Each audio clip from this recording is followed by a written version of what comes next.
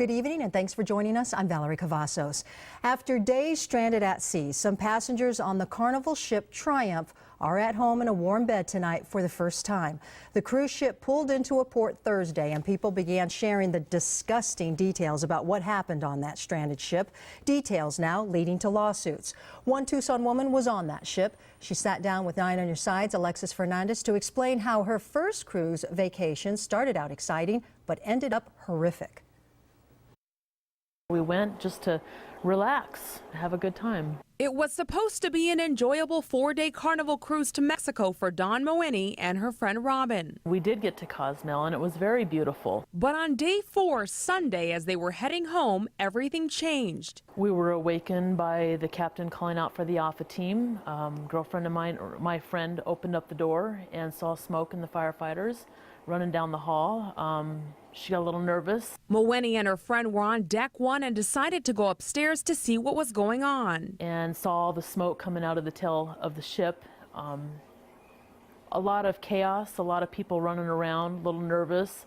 Were you worried, scared? No, I wasn't worried because the cruise director came on the overhead and said that everything is in control and not to worry. They eventually dragged their mattresses to a top floor because sewer water started spilling out into the hallways. It was horrific going through it. Floor is very wet, toilet bowls overflowing, wearing not the best of shoes, but wearing flip-flops, trucking up and down the stairs, getting it all over your feet.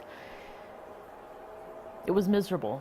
She says the Coast Guard arrived that night and several ships delivered supplies. That's when the waiting began, and she says the staff made it bearable. Played music for us and sang songs, and it became known around the ship, and so more people would come down to our deck and watch them play, and they just brought us a lot of comfort. On day 4 of the nightmare, it finally ended. The ship docked at a port in Mobile, Alabama. And we were excited. We were relieved.